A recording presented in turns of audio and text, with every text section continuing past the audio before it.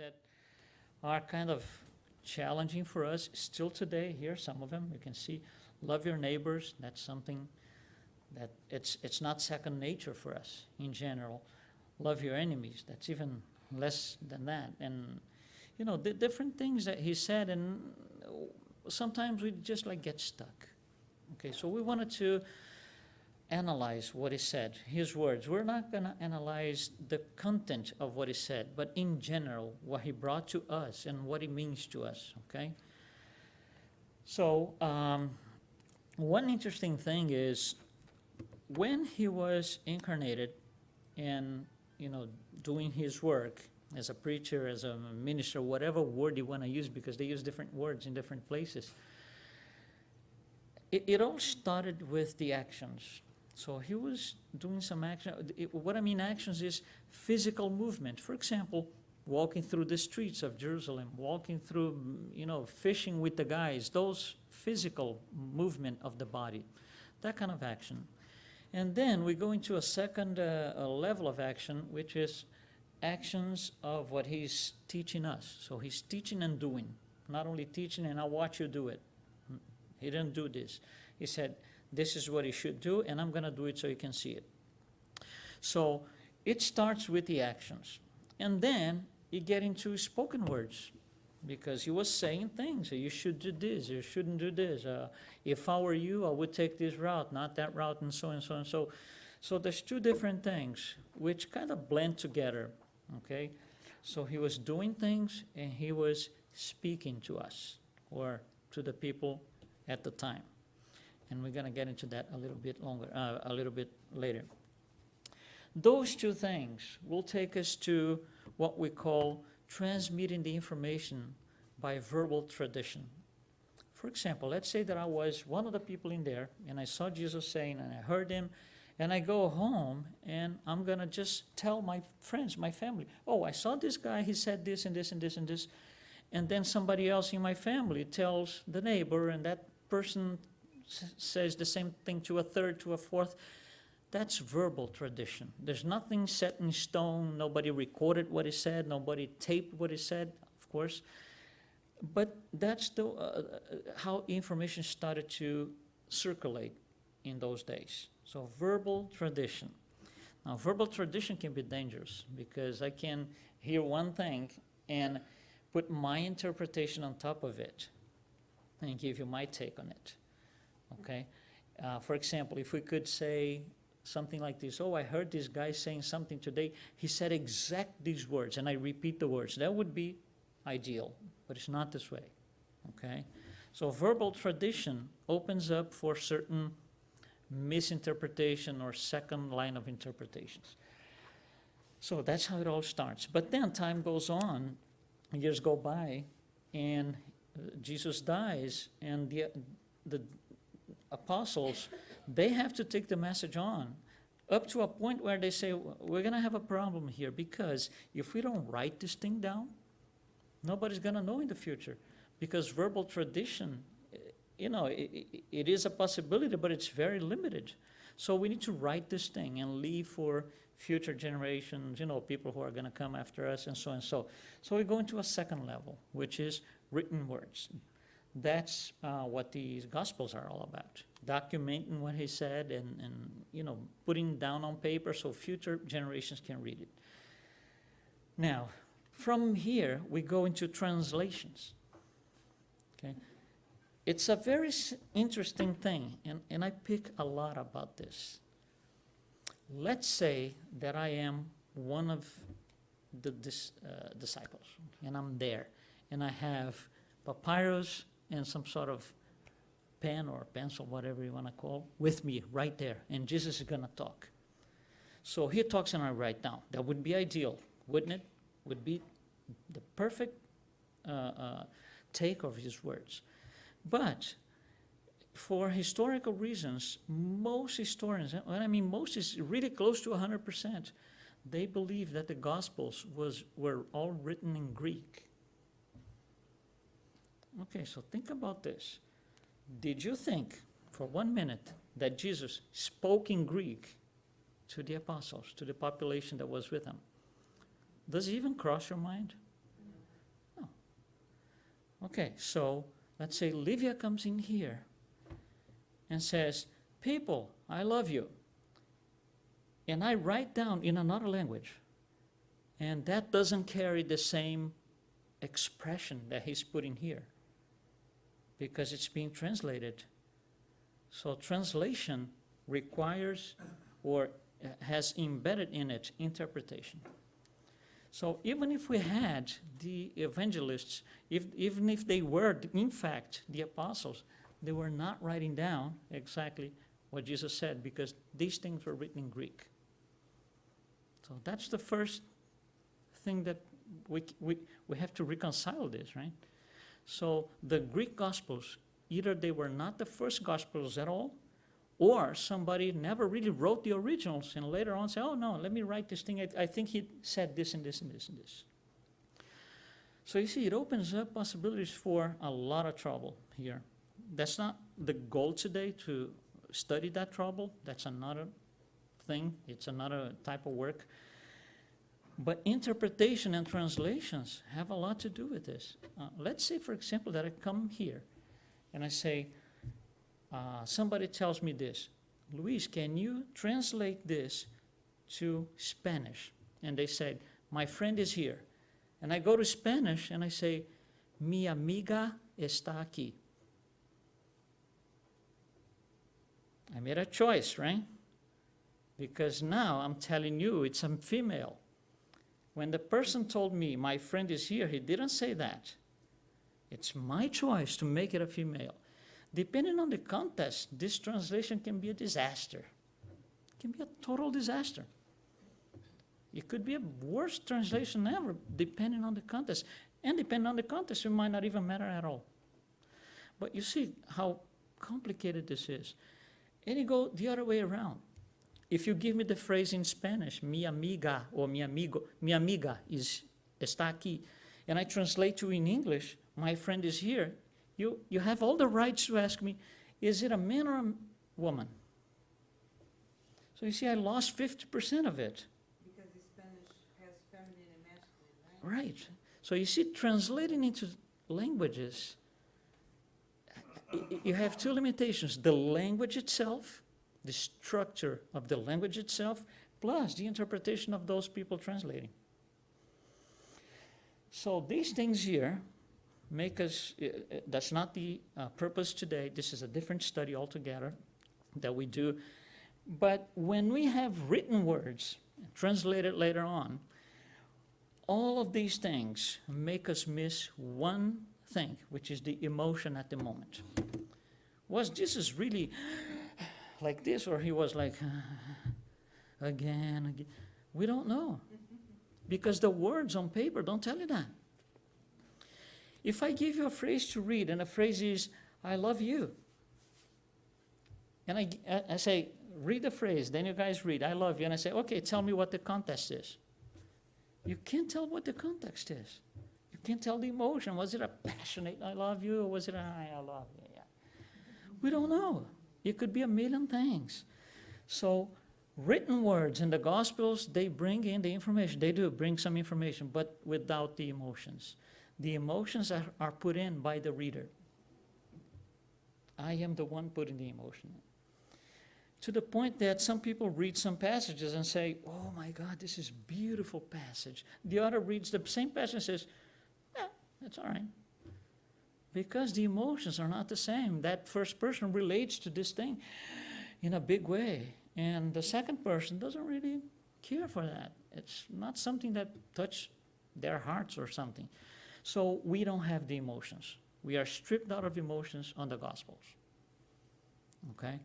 Now, on the other side, on the actions and the spoken words, we are losing something else, which is, does he have the authority? Who is he? Who is he to say all these things?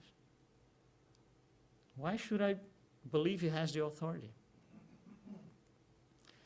Because I can work for a company and my boss tells me something and I revolt and I say, I'm not going to do that.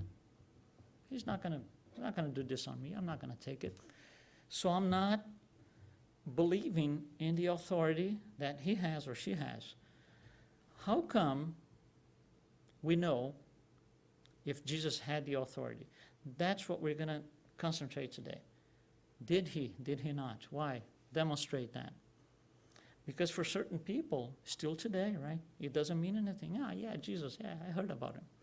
But it doesn't really mean anything. It doesn't carry, it doesn't have any weight, what he said and what he brought to us. But for us, who are, for all Christians in general, for all those who follow Jesus Christ, we have to know and understand the authority he had. Otherwise, we're just reading text with no emotion and just repeating words. And it's not going to take us anywhere. I mean, to be taken somewhere, I need to say, okay, this is a higher power. Stop everything. Okay, now this one I'm going to listen to his words.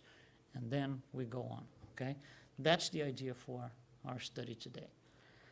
His words and his actions, his life, right, starts within a Roman Empire that had recently, what I mean recently is like 90, 100 years, had conquered Judea, where all the Jews and Hebrews were. So now we are living under a kind of dual type of, belief system. We have paganism that came from the Romans, and we have Judaism that came from the Hebrews. There are differences, there are basic differences between these two. Paganism is based on practice. For example, the Roman soldier would go to anybody, Roman or not, and say, you got to do this sacrifice here right now. And people go, well, why should I do it? Because the empire wants you to do it. But I don't believe it. It doesn't matter if you believe it. Do it. It's not based on belief. It's based on practice. You have to do it. You have to practice. On the other hand, on the other side here, Judaism is based on belief. So think about the clash. The Roman soldiers were going to Judea, all across Judea, and the Jews' houses and everything, telling them, you got to do this. You got to do this particular sacrifice, ritual. And the Jews would say, we don't believe that. And the Roman soldiers, what do I care? Because there's no belief for the pagans. There's nothing written anywhere. There's no pagan gospel. Their practices are not written anywhere. The Jews' practices and beliefs are written somewhere, okay? Another thing, on this side here, paganism doesn't care for exclusivity. For example, I can worship the God of the city of Orlando, and also the God of the seas, and also the God of the wind. It doesn't matter. As many as I can, as many as I decide to, and tomorrow I don't like the God of the seas anymore, I drop it from my list. It doesn't matter. In here, on the other side, no. Exclusivist. There's one God. That's the one. This is the master guideline. This is what I'm going to follow. So you see, and these two cultures are living together. That's not easy. It's not easy. So for the Jews, right, it all starts with the belief system that they have. They have a belief system, and that's the only one they're going to follow. Exclusivity. That generates automatically knowledge. Some people in the community knows what is the right thing to follow. Somebody has to know, to pass it along, to teach others. There's somebody with knowledge, one or more people, but somebody has the knowledge. That knowledge establishes the authority. It's like you go to a place and say, hey, I want to know something about plants. Who knows more about plants? And somebody's going to say, hey, I know everything about it. That person just established the authority for that particular moment. So somebody has knowledge. That knowledge allows that person, that group of people, to establish authority, and that authority is going to write that on paper, black and white paper, right there, okay, set in stone. And then what they write becomes authoritative. That's good. That's what I'm going to read. That's what I'm going to follow, nothing else. Okay? In here, you don't have any of that. So if the Roman soldiers were sent out to destroy books, okay, which ones? Let's do it. They wouldn't even think about, oh my God, but these people are not going to have their books. It doesn't make any sense to them. They want to do their practice. What is the practice today? Destroy Jewish books. Okay, let's do it. You see the clash that this is? Okay, so this, Judaism is based on this. Jesus is one of them. So everything he said and everything he did uses the same line of thought. He was the one himself that brought us a belief. He was the one with knowledge. He was the one that was able to establish authority, that produced written texts and books and manuscripts, and those things became the books. So these are the books. But you see, we only have these books being the books because somebody had to establish authority. But not all of the population believed that. You know, a population wouldn't, several people in the population just didn't believe him to the point that we killed them, right? So how come, now this is the critical thing here. How come in those days his authority was this much? Very little, if you will. And today it's this. It's 2.5 billion Christians that read the book and believe the book, or the books. You see, so something changed in our mindsets, that his authority was this little thing, and now it's a lot more. So we want to discuss on that too. It all starts with these books being distributed. The books are the Gospels being distributed throughout the empire. This is a map from the year 120. On the left side, in purple, what you see is the population that was spoke Latin. The guys on the left side here, they spoke Latin. The guys on the right side spoke Greek. All right, so let's just say, without going into too much trouble, because that's another study, like I said, let's say the Gospels were written in Greek. So now they're circulating through the empire, okay? The guys on the left are complaining because you give me things in Greek, I can't read Greek. My language is Latin. It's no good to me. So there's a need, okay, for translation. So we are going to translate Greek into Latin now. But that's not the first translation, it's the second, because the original language he didn't verbalize words in Greek. He verbalized words in Aramaic. So it's a second translation. Every time you translate, you might, not necessarily, but you might introduce some biased, a text or a context or whatever, okay? It opens the doors for mistakes. Not necessarily they do happen, but it's a possibility, and we have to consider that. So this is the year 120. So we need to start now. We felt the need that we need to translate this thing. We need to start producing manuscripts in Latin. This is a map of the empire in the year 200, okay? As we know today, without going into much detail, we have 4 Gospels, right? In those days, we had about 16. And 4 of them were chosen. The explanation is too long, so we're going to do this another time. But 4 of them made it to what we call the Bible today, or New Testament. And those are Mark, John, Matthew, and Luke. And they were predominant in different parts of the empire. If you look at the colors here, for example, Mark, in green, he's predominant in and around Rome, down here by Alexandria, Egypt, North Egypt, and around Judea. This brown here is Judea. So Mark is here and here, so around the surroundings of Judea. John is in other places. Matthew is right here inside Judea. It was the most Jewish gospel that we have. And Luke was completely out of the picture in terms of geographic location, okay? Not in terms of content, please. So let's say I'm here, I'm living here, I'm a Jew, and I'm reading the Gospel of Matthew, and I'm all happy about it. There's nothing wrong with that. Beautiful. Every night I read it. Then I travel to Rome, and I get there, and I Where's my Christian community? Oh, those guys are Christian here. Oh, you see that? How beautiful the gospel is. He talks about this and that, and they will say, hold on, we're not reading the same thing. Our gospel doesn't have any of these things that you're saying. Can you see the trouble here? Because there are 4 gospels. It's not that one is right and 3 are wrong. Please. Here's a simple example. Let's say that somebody comes to me and says, Luiz, can you write something real quick, 4 or 5 pages, about somebody who died about 40 years ago? Oh, yeah. Who is that? Elvis Presley. Oh, yeah.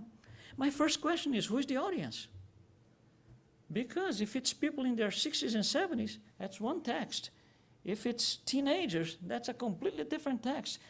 And this text doesn't make this wrong, and vice versa. It's just different focus. So these 4 gospels, they have different focus. One doesn't make the other 3 right, and vice versa. Okay? So throughout the empire, we start studying things and focusing on different things. The stories are not the same in all gospels, and it creates a lot of confusion. Today, we have 41,000 denominations of Christianity, and it all starts here. We all read the same gospel, right? Or the same 4 gospels, and we interpret it in 41,000 different ways. Us, Spiritists, being one of them. Okay? So it's getting complicated. The thing is kind of getting out of control, if you will. Okay, you could... A little bit, yeah. It's getting out of control. Right? Okay, so, and these, remember, these Gospels here, they are interpretations of the people who wrote them. The Islamic world does not accept the Quran to be studied in any other language than Arabic. You can read in another language, so you can, see what it is. I can read the Quran in English, in Portuguese, in Spanish. Yeah, it gives me an idea of what it is, but it's not authoritative. It's only authoritative in Arabic. Doesn't it make sense? Right? We don't have the text in Aramaic. That's what the vocal cords of Jesus were producing, verbalized in Aramaic. Anyway, so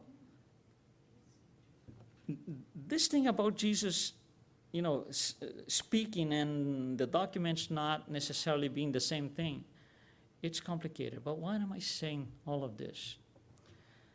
Because in those days, due to all these problems, his authority was a lot more challenged than it is today.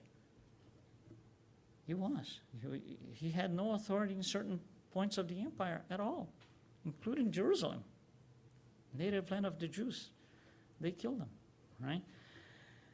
And then Allan Kardec in the Genesis is going to address that. He's going to address this problem with people having or not having authority, and many years later the authority surfaces when at the time he was alive it didn't. So he talks about that a little bit. It's a very interesting piece of text. I took some 4 paragraphs.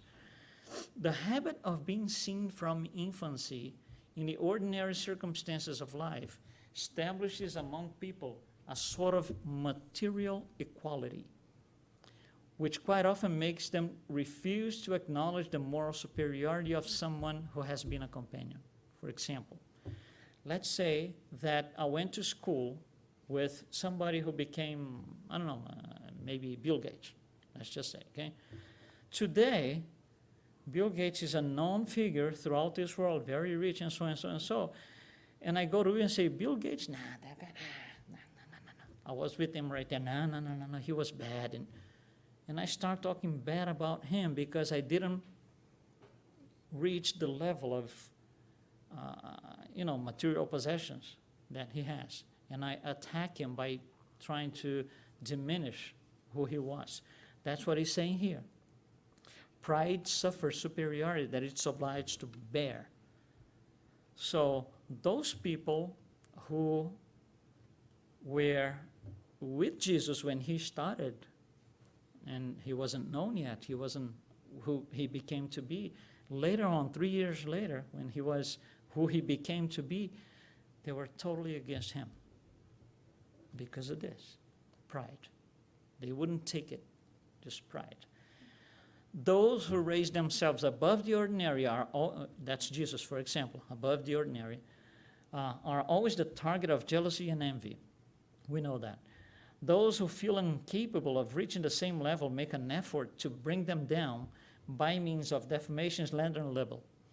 The smaller they feel, the louder they yell, thinking they make themselves bigger and that they can eclipse such individuals by the noise they make.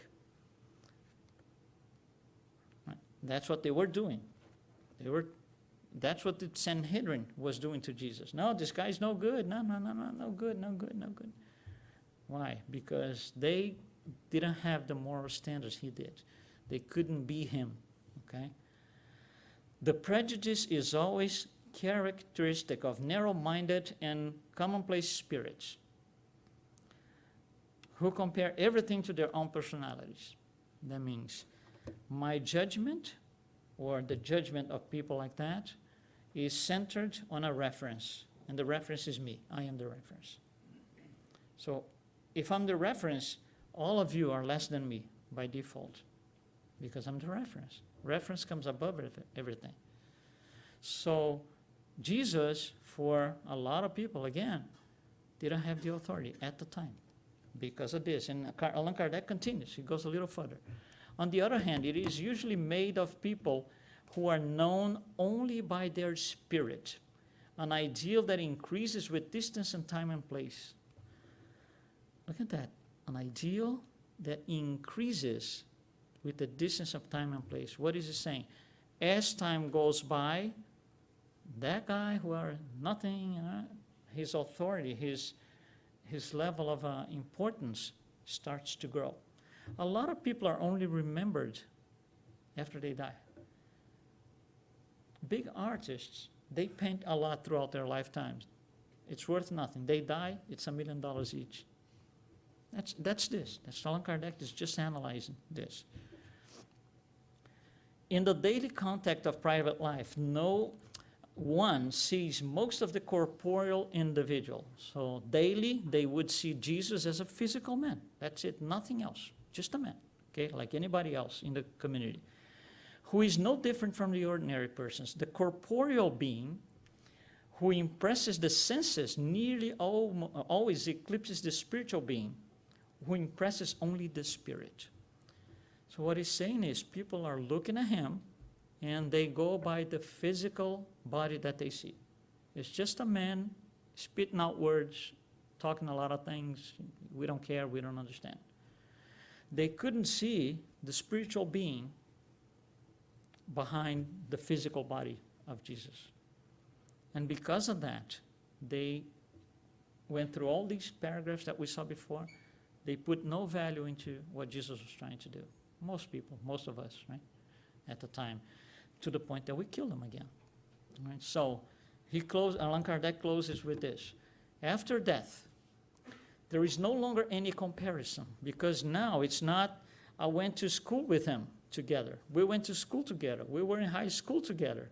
So I can't compare, I was better than he is. No, he's no good. No, this guy in high school, no, terrible. I can't do this anymore. Okay? After death, there is no longer any comparison. Only the spiritual being remains, and seems to be all the greater the more distance the memory of the corporeal person is.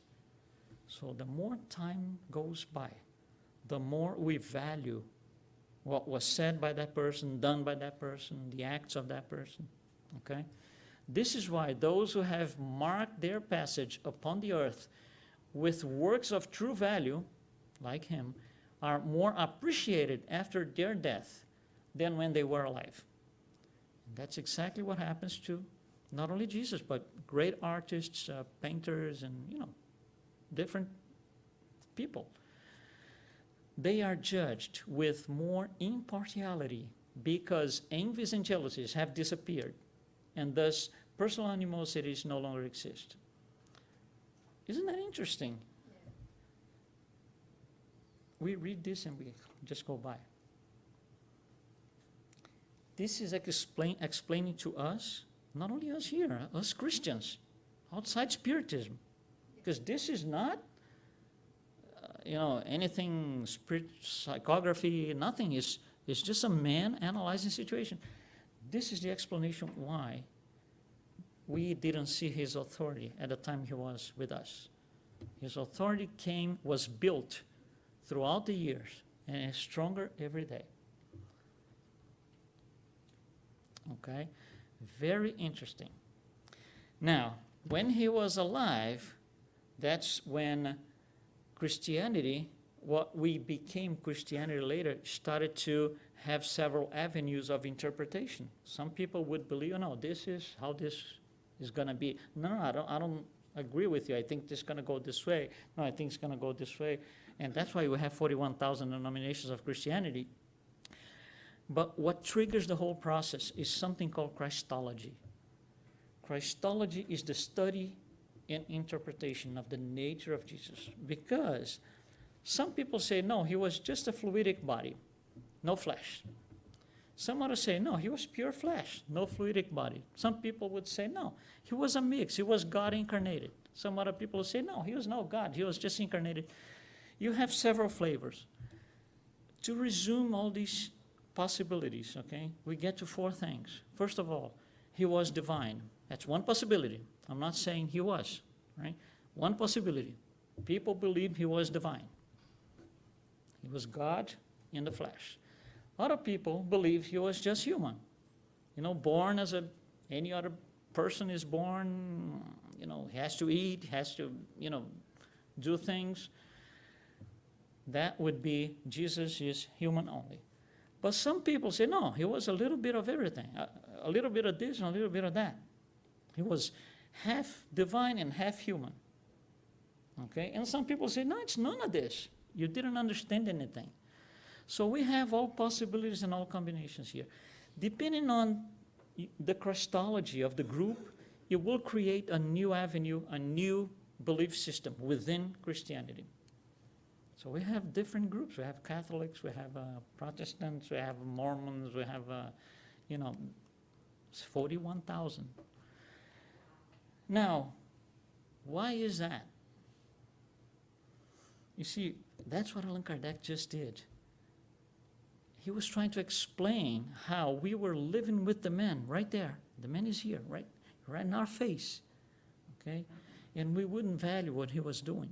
So you start speculating. No, this guy's no good. No, this guy's beautiful. He's just divine because his talk is nice and neat. And we got into a lot of complications, a lot of people thinking a lot of different things. Christology, we don't want to study Christology in detail, but our Christology is written somewhere. Our Spiritist Christology is written somewhere. Okay? Where's the Christology for the Catholics? It's a 3 being, right? It's written in the Bible for them. Evangelicals, same thing. Every group has a certain belief in his Christology. Where is ours written? It's written in the Genesis. And this is what it says. As a man, so man means no God. Man. He was a man. He had bodily composition of corporeal beings. What does it mean? He had blood, he had cells, he had hair, he had nails, he had stomach, just like any other man, okay? But as a pure spirit, detached from matter, he must have lived the spirit life more than the corporeal life, the weaknesses of which he would not have had. So he was not susceptible to the weaknesses of the flesh, because he was a lot more in control than we are. We surrender to anything material very easily, right? We do. He didn't. So he was living a corporeal life because he had a body, but he was living a spiritual life much more intensely than we do. Our for most of us, our life is pretty much material, very little spiritual for most of us, not all. And here it is. The superiority of Jesus over other humans was not linked to the particularities of his body.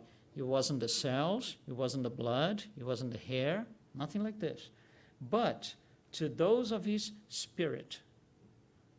So we're talking out of the material realm, which dominated matter completely, and that of his perispirit, which was drawn from the most quintessential portion of Earth's fluid.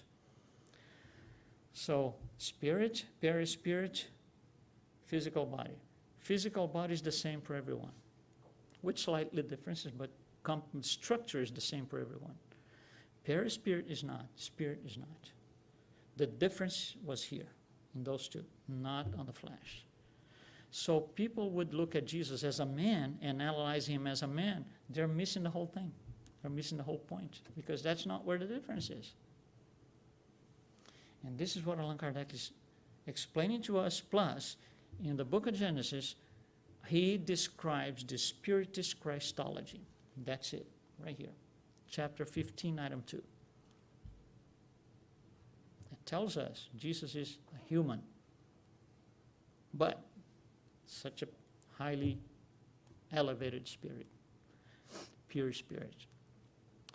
So just to have an idea, without going too far into this, if you want to study Christology, we would start with something like this. Is this guy human or he is divine? In the very early days of Christianity, those people who believed he was human founded a sect called the Ebionites. This is, 2,000 years ago. Some people said, no, he's not human at all. He's purely divine. They founded something else called Docetism. And some other people say, no, hold on. He's both. Well, he's both, then we're going to go to the next level. Is he this, or that? And then you create new lines of thought. But, okay, if it's that one, then 41,000 denominations. So when we try to hold a conversation with somebody, Catholic, for example, Catholic, we need to understand what they understand. There's no need to be, aggressive or you're wrong, I'm right. No, just understand, that's it. Oh, okay, I mean what he's saying, okay. Oh, I know what he means by that. Okay, don't tell him you're wrong. No, don't need to. We just need to know what they think and how they see, their vision of the Christology is. Our Christology is very clear. It's in the book of Genesis, chapter 15, item 2. So that goes, 41,000 different possibilities. Coming back to this here, we saw that each of these gospels or each of these evangelists, they wrote for a different audience. Remember the example I told you about Elvis Presley? Who is my audience? Oh, okay, so I'm going to write this. Oh, for this audience, I'm going to write about the same man, but I'm going to write slightly different. For those people, oh, yeah, okay, slightly different. So these four guys, or these four people, were writing for the audience they were intended to. That's why the things are not exactly the same.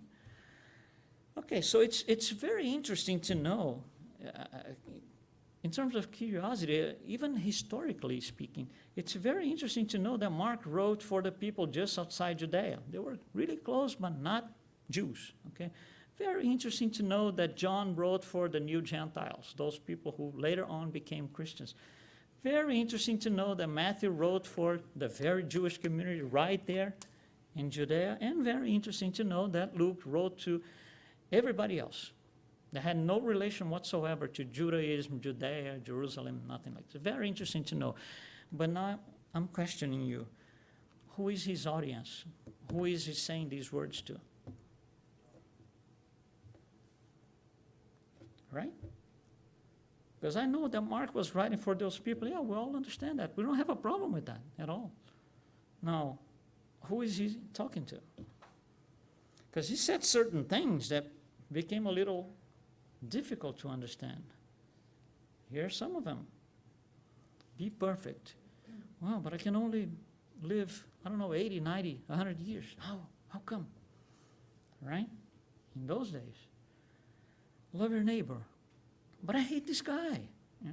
He has the latest car, I don't. Things like this are still challenging. And why are they challenging? Not because of what he's saying, because we haven't figured out who he's talking to until Spiritism came about. His audience are immortal spirits. He was not talking to Peter, the fisherman. He was talking to an immortal spirit that in that lifetime had the name Peter and had a profession. He was a fisherman. He was not talking to Matthew the tax collector. He was talking to an immortal spirit that in that lifetime had a name, Matthew, and he had a job collecting taxes. You see, his authority is so great and so enormous that he was talking to me too. And not necessarily I was there during the 30 years that he was alive. Do you see the size of the authority he has? The weight that what he said carries? We didn't have to be there. It's for me too. Love my neighbor, love your neighbor is not for Peter and John and the 12, apostles. It's for all of us. But we only gave him the authority with time. So 2,000 years later, love your neighbor means a lot more than at the time. Because at the time, when he said love your neighbor, the thing to do was, let me go to my neighbor, knock on the door, he's going to open up, oh, I love you, guy. That's what it would be. If you go, by the standards at the time, if you don't place the authority properly, if you don't place in him, in his words, the authority that is due, we're going to end up complaining. He's telling me to love my enemies. Oh my God. And if I do this, the other way around, I'm not placing in him the authority that is due. It's not his fault. It's mine. It's ours. I don't know if you understand what I'm saying, if it's a little... We're just bringing ideas, okay? Important things are, how do we Spiritists relate to all of this? Because we have explanations for all of this with one thing in mind. He was not talking to the guys in Judea. He was not talking to the guys in the island outside Athens. He was talking to his mortal spirits, and that applies to me as well. I didn't have to be alive in those days to be part of his audience. I still am part of his audience. Now, when Spirit Emmanuel writes the book On the Way to the Light, he has a chapter about Jesus. The title of the chapter is this, The Divine Sculpture. And he's going to take all of what we said and explain to us, in even at a greater level, the authority that Jesus had. So he says, this guy, first of all, at 3.5 billion years ago, when the earth was created, he was already pure. That's the first thing. So I can't compare to him, myself. None of us. We can't compare. He organized the orb. Can I organize an orb? Let's do, people. Let's organize an orb tomorrow morning. How about that? We get together here. Let's organize an orb. We can't do that. It's ridiculous. Yeah, right? We can't do that. He could, and he did. 3.5 billion years before the earth was completed and delivered to us. He shaped the geological sculpture of the orb. We're going to have mountains, we're going to have water, and we're going to have cycles where the water moves around the planet in cycles of 28,000 years. So parts of the planet are going to be underwater. 14,000 years later, those are going to be above the water, and other parts are going to be under the water. And we think it's destruction. It's a cycle. It happens every 14,000 years, every 28,000 years. Where are we now? You see, we can't see the cycle, so we just detach the authority. You see, our inability to not be able to see this, what we do is we detach the authority instead of trying to comply. He established the rules for the earth's physical phenomena, rain, sun, day and night, all of those things, okay? Organize the scenario of life, how life is going to be. We're going to have plants, we're going to have animals. Certain plants are going to have certain very specific means. Some animals are going to have some very specific functions. Some places on earth are going to be deserts. Some other places are going to be rainforests. That's all of this, okay? Made the atmospheric pressure suitable for human beings. So we are here because somebody created this and it still holds. Can we do this? Can we create an orb tomorrow morning and establish all of these things? We can't. Establish great centers of energy in the ionosphere and stratosphere. That's the energy around the globe that keeps the globe, within its limits.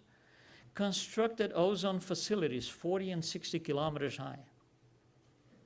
Can we do this? No, we can't do this. We can enjoy, yeah. Oh, destroy too, yeah.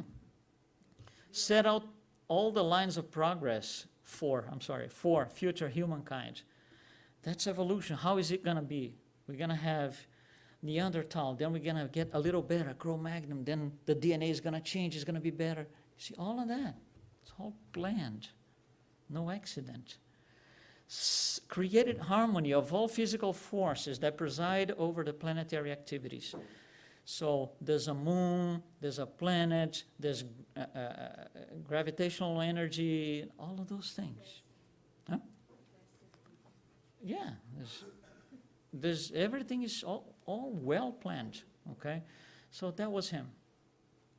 Now, let's go to our side here, us, right? When Allan Kardec is putting together, from all the questions he had, the answers from the spirits, he was putting together the spirits book. He kind of negotiates, that's the word. He negotiates with the higher spirits a certain thing. And that certain thing is, he wanted to publish a list, grades of moral evolution. So some spirits are in the very beginning, they don't know anything. Some others are peers, there's some in the middle. So he wanted to create like groups, okay? So he goes to the spirits and says, I want to create groups. I want to create 10 groups because I want to be able to explain the difference between spirits in general. Some are more advanced than others, and so and so. The spirits come back to him and say, listen, you can do anything you want. You can, instead of 10, if you want to have 20, have 20. If you want to have 50, have 50. You use the names, whatever names you want, as long as you preserve the teachings. You cannot do anything on your own. So he creates this, goes back to the spirits and says, this is what I'm going to do. And he gets a green light.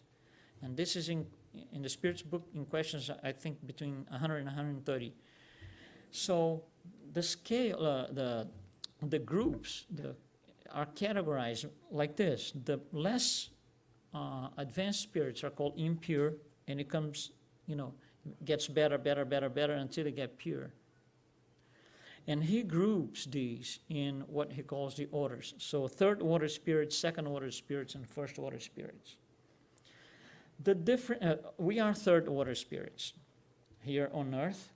Third order spirits need a planet to live as well. The earth is one of them. The difference between the red guys and the green guys is the red guys, there's predominance of evil over good. The green guys is the other way around. Okay, in very simple words.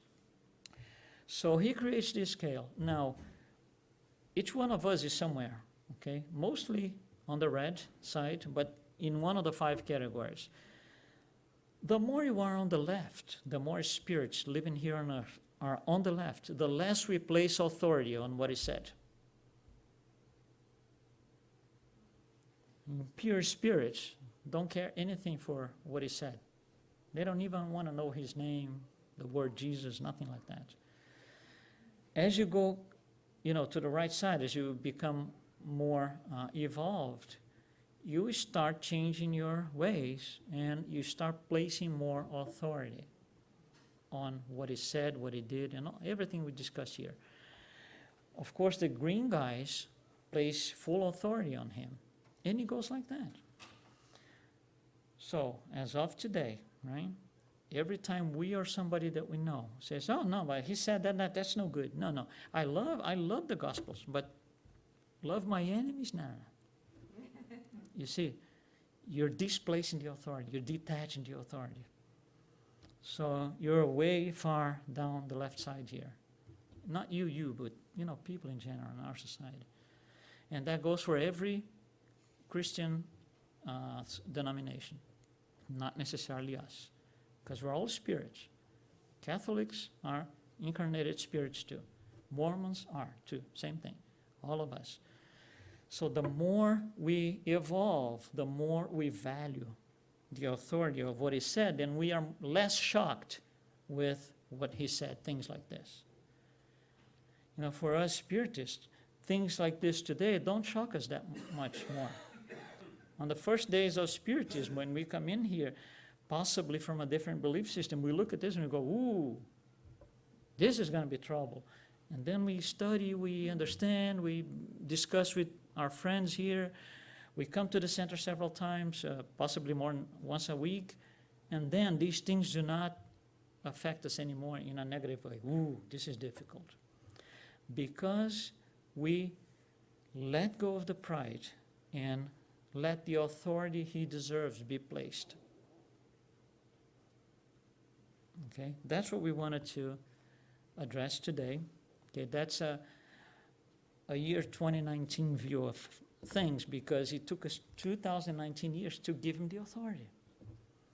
We couldn't do this study on the year 1000. It wouldn't work. He still didn't have the authority he has today.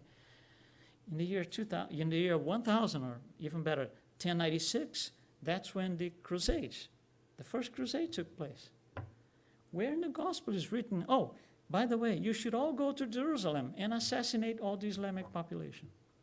You're not going to see that. So, because in those days we were not placing the authority he deserved, especially by the Pope, who was the first, Urban II, who was the man behind the Crusades. Today is different. It took us 1,000 years to go from Urban II to Francis, the Pope,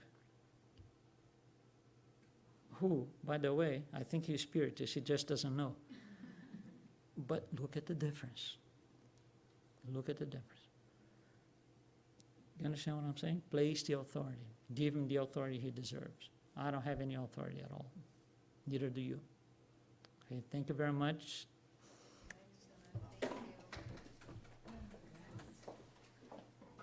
This is Miss Lima. This is Mr. Luiz.